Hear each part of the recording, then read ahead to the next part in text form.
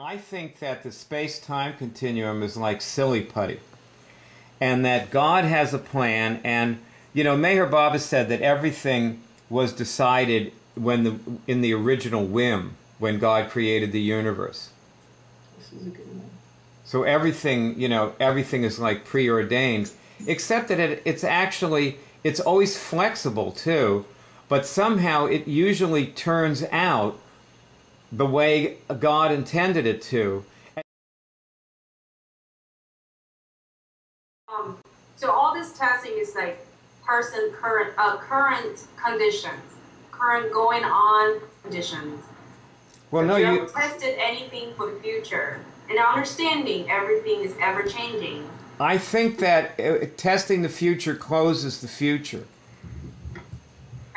If you've got in other words, to get an accurate test about the future would mean that what you've tested is going to happen would happen, and that means the future would not be flexible anymore.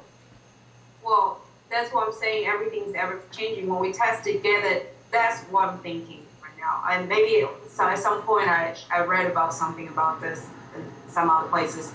This suggesting the answer we're getting is at this moment, with that moment's time, human beings, conditions around you. That's the answer you get for that future. But now the next week could be different, or next hour could be different because everything is changing. Right. So it's not that we were wrong with the answer we got a week later, and it's just the conditions different. Therefore, I'm changing. I was also going to say that, have you ever heard of Carolyn Mace? She specializes in things like chakras and more. But she, in one of her books, she said that people, even when they get a positive cancer diagnosis, that basically from any point to the next, a snapshot of your system or a test could be different from one moment to the next also. That a lot of people have cancer cells in their body at any point in time. It just happens to be when you get that test. Right. So you're always changing, and so you're always moving. It's a matter of moving it through yourself. I have my own perspective on this. I'll tell you what I think.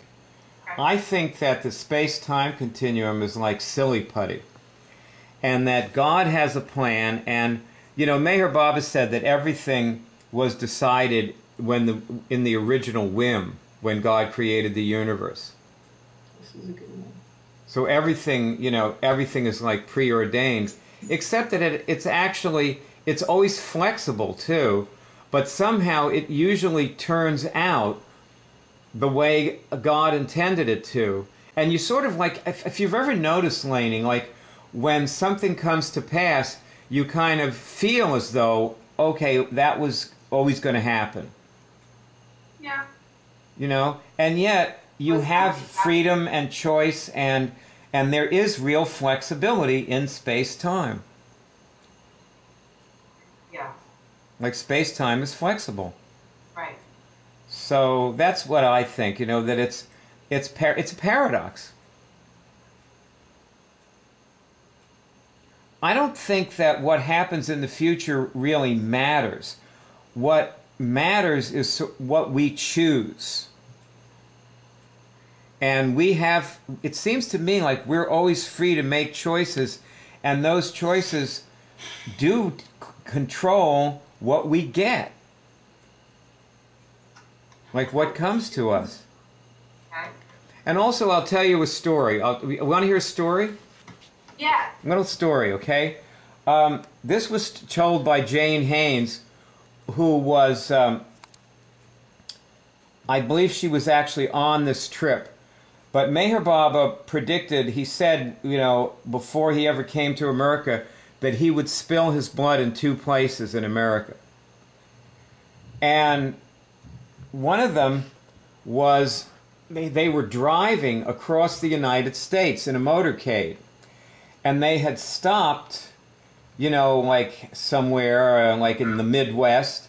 And he had this group of people with him. They were in like 3 cars. And so he was talking to the people, and he said to them, like, you can all have whatever you want. This is a moment where you can ask me, like, for my grace, like, whatever you want, I'll give you. And one of the guys said, well, Baba, he said, when I die, I want to be near you. He said, and I also want my death to be quick. So anyway, and everybody else asked for, you know, a new mink coat or whatever. So anyway, they got in the cars and they were driving and they had this accident. The car went off the road. Baba's hip was crushed. And this guy who was sitting next to Baba was killed instantly. Jeez. That's crazy. So there it is. You know, that's an example of, you know, both a preordained future, and at the same time, he obviously chose, like he asked for and got what he wanted. You know? So anyway, to finish the story, they rushed Baba to, you know, they were out in the middle of nowhere in the Midwest. They rushed Baba to this hospital, and the doctor who went to work on him was an Indian doctor in Iowa, doing his residency somewhere. His name was Dr. Gindey. And I also saw Dr. Gindey lecture in New York. That Jane Haynes told me the story I just told you, but Gindey told about Baba. He said he was brought into this, Baba came to the emergency room, and he was brought in, and Baba was laying on the table, and the first thing Baba did was give him a big smile. And then, you know, he was talking through his interpreter, and because Baba didn't speak actually, he used hand gestures to speak, and he said, you know, everything's okay, don't worry, you know, what you do is going to be successful, and you're going to do a great job, and so relax and just do your best. And so Gindey started fixing his hip, which was crushed, and he thought but this guy's never going to walk again. And Baba made a point of walking. And, you know, within a few months he was walking again. And part of that was just to show Dr. Gindey that he had done a good job. So that's my little story about choice and the future and predicting the future and preordained realities and all that stuff. Anyway, it seems like we're at a good maybe stopping point or close to it. Do you have anything you want to close with?